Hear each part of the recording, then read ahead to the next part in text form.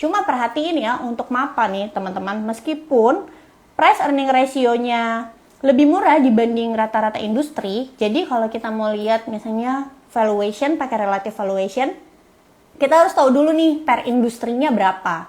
Nah, untuk per industri dari retailing sendiri itu per wajarnya adalah 11 kali. Ini TTM ya, per TTM. Jadi per itu kan ada dua, kalau belum keluar IPS tahunan. Ada yang annualized, ada yang TTM. Aku pakainya yang TTM. Nah, per wajarnya itu adalah 11 kali. Untuk MAPA sendiri, pernya itu sekarang ada di angka, sebentar ya, aku lihat dulu, 7 kalau nggak salah. Bentar. 7 atau 9 gitu. Bentar ya, aku cek dulu. Tadi aku udah buka datanya.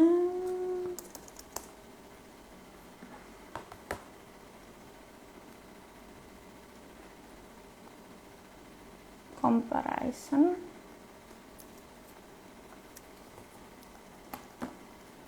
Oh, oke. Jadi untuk MAPA sendiri, bentar, maaf ya. Saat ini per TTM-nya itu 9,4, masih di bawah rata-rata industri. Hanya saja secara price action ya teman-teman, jadi kalau bisa Sobat Cuan nih kalau analisa bukan hanya lihat valuasinya aja, tapi juga lihat price actionnya supaya menghindari membeli saham di area-area resistance. Karena kecenderungannya itu apabila harga saham berada di area resistance, kecenderungannya itu akan terjadi koreksi dulu. Jadi better belinya adalah ketika buy on weakness, misalnya di dekat support. Jadi menurut aku pribadi ya, melakukan kolaborasi antara valuasi dan juga price action itu sangat-sangat bagus gitu. Nggak mesti jago banget technical analysis yang pakai Fibonacci dan lain-lain, tapi Sobat Cuan cukup belajar tentang mana support, mana resistance, menentukan mana support, mana resistance, kayak gitu ya. Nah, untuk MAPA sendiri meskipun valuasinya itu di bawah rata-rata per industri, tapi harga sahamnya sekarang lagi bergerak di area resistance.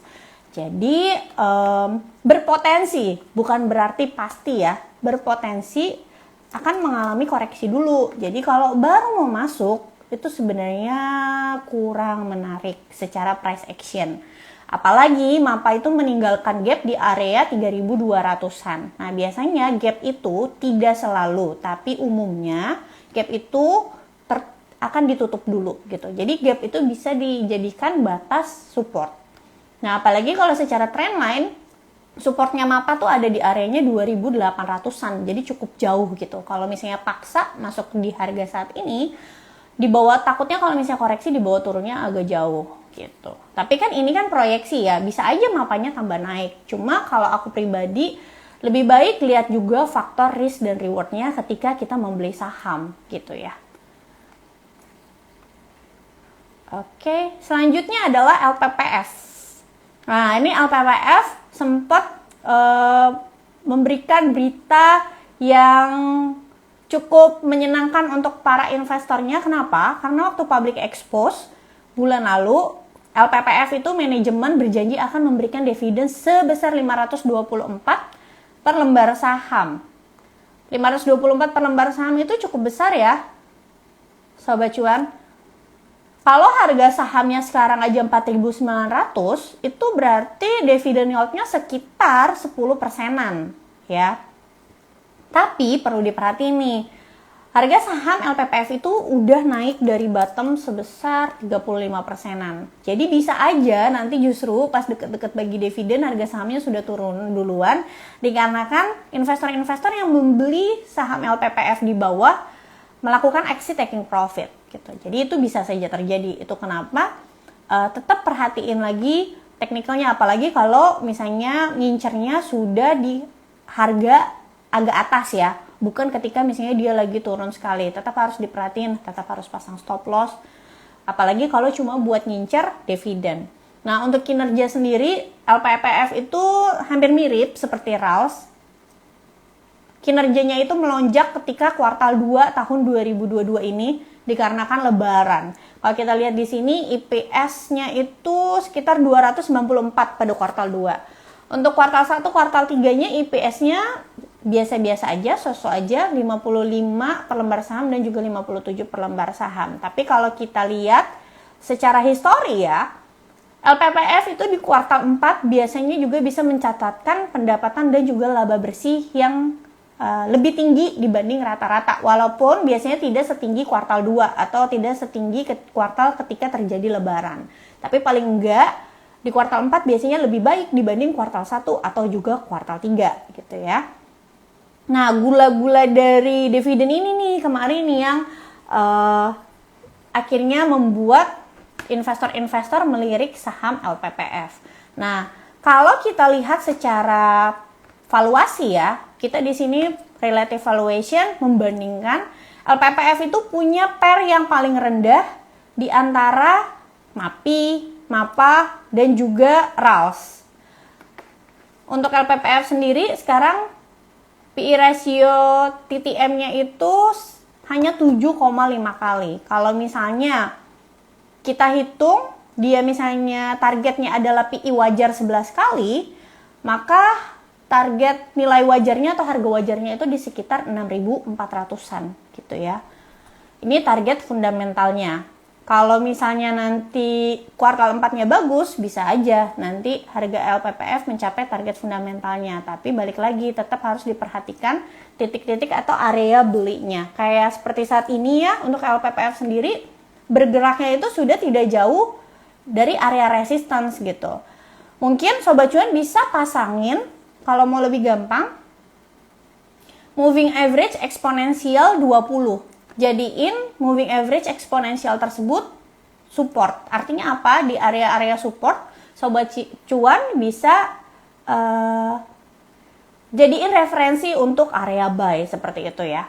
Tapi kalau misalnya dia trennya patah, tertembus ke bawah MA20, maka bisa keluar dulu gitu. Nah, kalau misalnya kita lihat di sini juga untuk secara konvensionalnya ya, support dari LPPF sendiri itu berada di area 4.450 sampai 4.500-an gitu. Jadi untuk sekarang lebih baik wait and see dulu. Oke, itu aja materi dari aku. Mungkin ada pertanyaan terkait emiten retail atau pertanyaan dari emiten lain. Mungkin aku akan jawab 3 pertanyaan. Tadi ada pertanyaan terkait ITMG ya. Nah, Sobat Cuan, kalau sudah nonton hari Minggu lalu ya, tepat hari Minggu lalu aku ada upload Reels di Cuap Cuan yang dikolaborasi ke Instagramnya CNBC Indonesia. Di situ aku membahas tentang ITMG yang akan membagikan dividen. Dan aku sudah mengingatkan hati-hati dengan dividen trap. Ya. Karena ITMG itu dividennya besar, takutnya akan terjadi seperti Hexa dan juga BSSR. Dan ternyata bener aja hari ini terjadi gap down gitu. Jadi harusnya kalau Sobat Cuan kemarin sudah sempat floating profit, itu harusnya sudah keluar ketika terjadi pengumuman dividen. Kalau sekarang wait and see dulu, karena ada potensi ITMG itu menutup gap yang ada di 35.700 gitu. Jadi target penurunannya bisa sampai 35.700. Kalau area 35.700 tertembus, maka bisa menuju 31.000. Itu support 1 dan support 2-nya ya. Lalu Adaro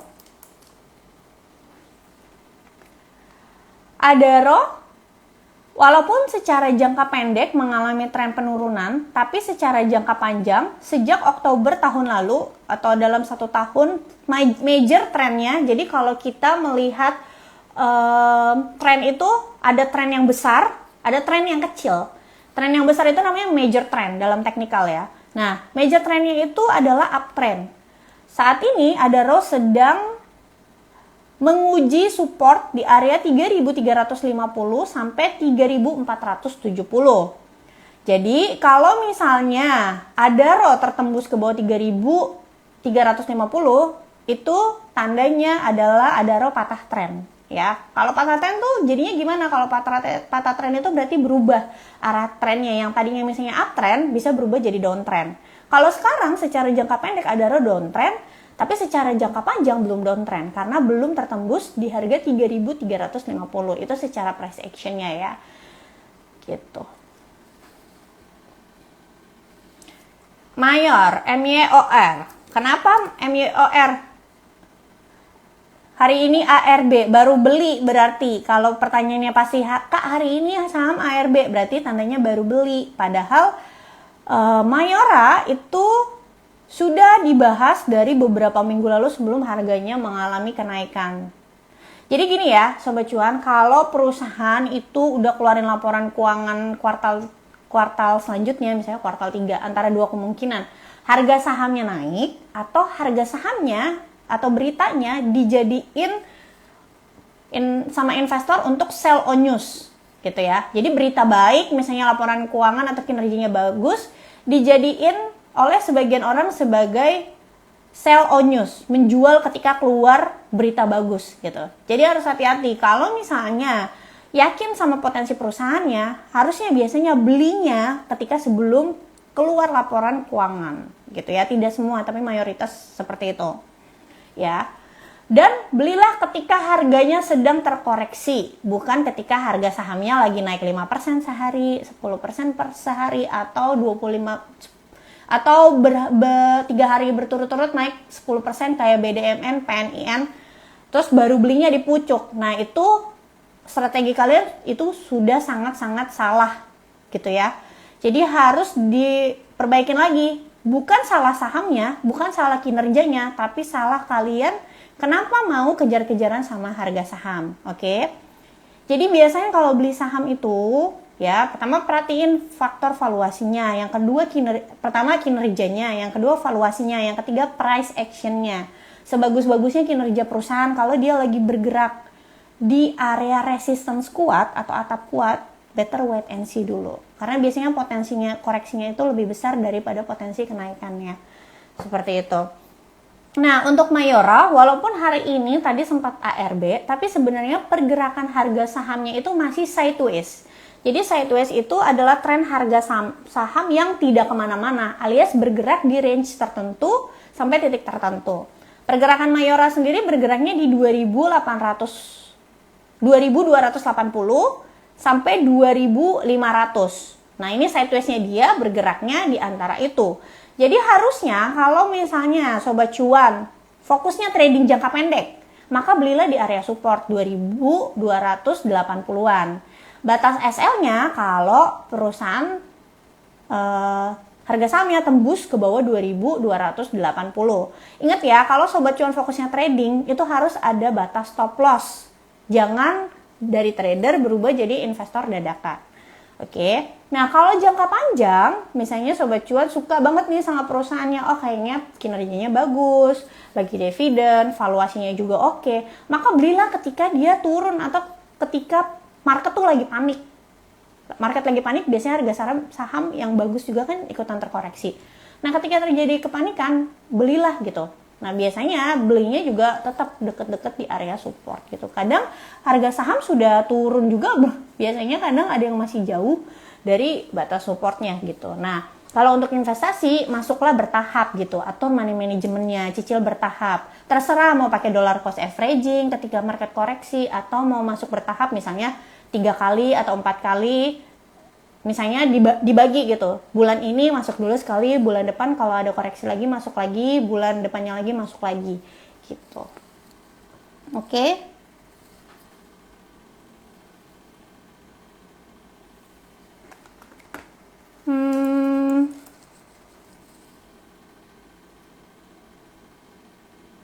Tadi ada yang tanya tentang Same ya.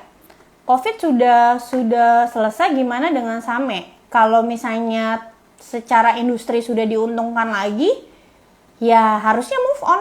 Cari perusahaan yang memang sekarang industrinya sedang diuntungkan. Jadi jangan ditahan-tahan. Contoh paling gampang misalnya industri rokok ya, 2020 ketika terjadi disrupsi dari pemerintah yang merubah kinerja dari emiten-emiten rokok, tidak semua. Di HMSP sama GGR emang lebih tepatnya.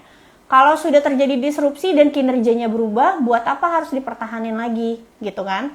Lebih baik, ya udah, itu kan sebenarnya bukan kesalahan kita, tapi bukan kesalahan kita, maksudnya faktor resiko yang terjadi karena eksternal. Kita kan nggak bisa ngatur kapan cukai naik, kita nggak bisa ngatur kapan Bu Sri Mulyani mau naikin cukai. Jadi kalau misalnya ternyata Bu Sri Mulyani menaikkan cukai dan merubah kinerja dari emiten rokok tersebut, ya udah berarti tandanya memang harus cut loss dan move on ke industri lain. Sobat cuan jangan salah ya, Warren Buffett aja seorang investor, dia juga pernah cut loss loh. Di 2020 dia cut loss saham penerbangan, dia pernah cut loss saham sepatu. Nah, apa sih yang mendasari seorang investor itu melakukan cut loss? Yang pertama, faktor atau resiko yang terjadi dari perusahaan itu sendiri. Misalnya tiba-tiba perusahaannya itu nggak bisa bertumbuh lagi gitu. Misalnya industrinya bagus, tapi entah kenapa perusahaan ini nggak bisa bertumbuh.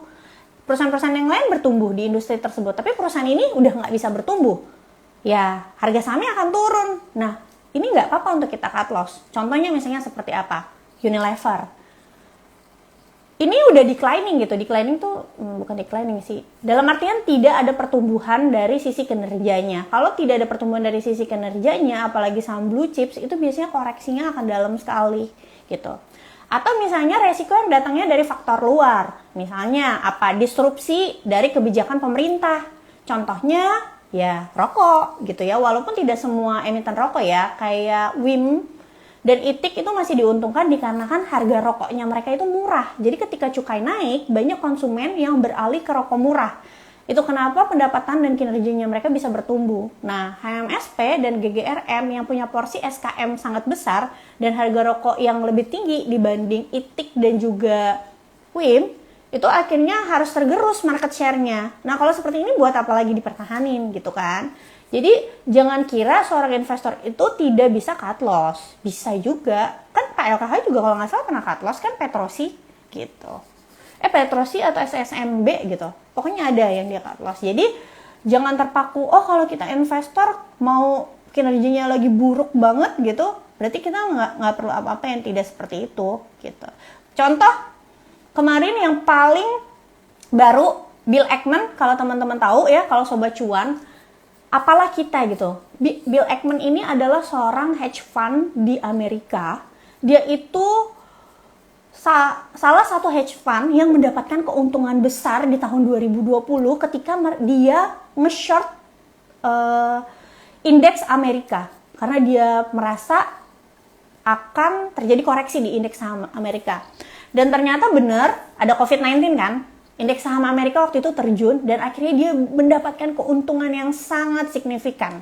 Bayangin dong, banyak investor lain yang portonya berdarah-darah tahun 2020, tapi Bill Ackman karena dia nge-short indeks Amerika di 2020, dia mendapatkan keuntungan yang sangat besar. Tapi dia pernah nggak cut loss? Pernah. Di tahun ini, dia cut loss saham Netflix. Itu sobat cuan bisa baca beritanya, itu masih ada. Tapi apakah itu menjadikan dia investor yang tidak hebat lagi? Tentu aja tidak, gitu kan. Oke, jadi misalnya kita pilih 10 saham, 2, 3, 4 salah. Tapi kalau 6 bisa survive, pada akhirnya ujungnya kan kita akan mendapatkan net profit juga kan. Seperti itu, asal jangan kamu pilih 10 saham, 10-10-nya salah, gitu. Oke.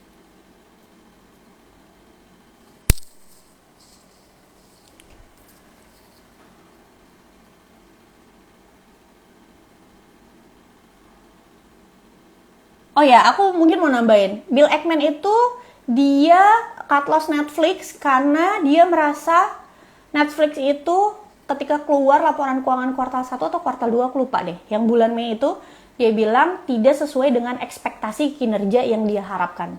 That's why dia cut loss. Jadi kalau kita misalnya punya saham yang ternyata ketika keluar laporan keuangannya tidak sesuai dengan ekspektasi kinerja yang kita mau, ya nggak apa-apa, move on gitu.